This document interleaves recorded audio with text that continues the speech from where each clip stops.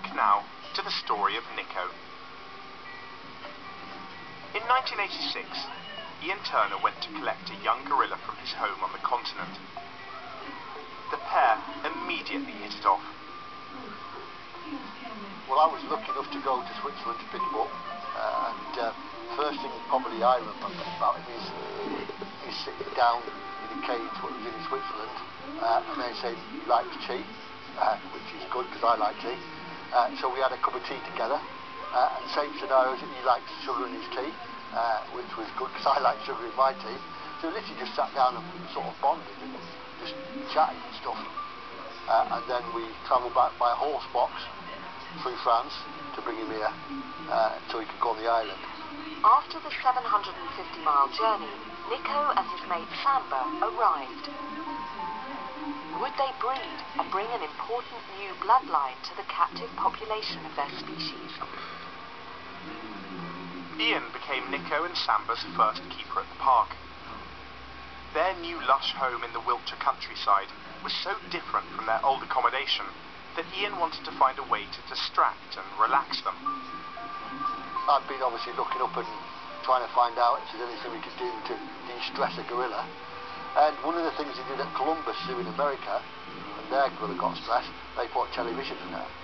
So we got a little black and white television, put that in there, and from day one it was absolutely brilliant. He'd go around his pens, picking up bits of food, collect it together in his arms, then sit in front of the television, watching it. The Lord of the Lake had arrived, and his unique character started to emerge. My fondest memory is the chatting and socialising, sharing a banana together. Bonds that would last a lifetime were forming. It's totally different with a primate to all other animals, because you really bond. They can, when you're looking at them, it's like looking at another person. And Nico was especially that special person. He was like a member of the family. I reckon it was probably a week before I could come down to Hippofield just to look at the island. Though several months have now passed, the memories are still raw.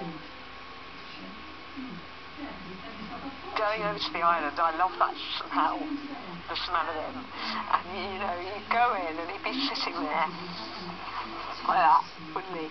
Just sit there looking at you, going, oh yeah, you're over here again. Since he arrived here in 1986, millions became familiar with Nico's life on Gorilla Island. But the story of his youth is remembered by just a few. Kate has gone to meet Ian to find out for herself. What was his life before he came to the park? Well, he was in a travelling circus. He didn't do tricks. He wasn't in part of the circus itself. But they have like a menagerie. Oh, had he been born in captivity? No, he was caught from the wild. Really? Nico was a western lowland gorilla. As a youngster, he'd been captured from the Central African wilderness of Cameroon. It was the 1960s, an era when things were done very differently. Imagine 56 years ago, those sort of things was the norm. But over the course of Nico's life, the world changed. Society left the circuses of the 19th and 20th centuries behind. Today, conservation is the focus. During his time at the park, money raised from donations on the boat trip has gone towards protecting threatened species across Africa. So a lot has changed. They'd already decided then that it wasn't right to keep a gorilla. And that was why he came this here. came here. Right. The animal park team have been doing their detective work. They've found some historic gems that shed new light on Nico's early life. Neither Kate nor Ian know what's in this envelope. So what have we got here? I've no idea. You don't know either. Oh, is this inside. the production team? Yeah. Okay. Let me have a look. Oh, So there you go, look.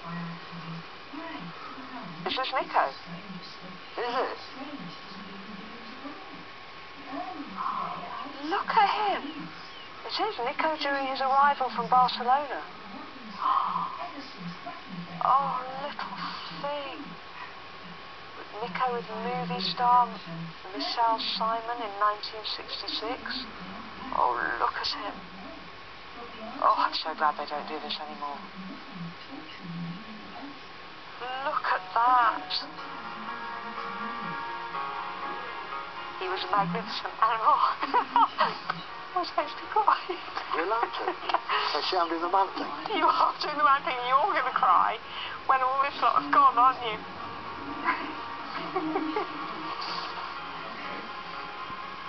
Does it leave a big hole? Do you miss it? No.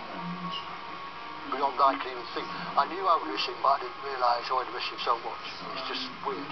Now you see, there's grit in the place now because I'm thinking all over the show. Oh, we're hopeless. We're absolutely hopeless. But he was worth it. What an amazing history he had. A life that could have been really very grim indeed. Yeah. You know, ended up being actually not bad at all. Nico, the circus sideshow, who became the Lord of the Lake.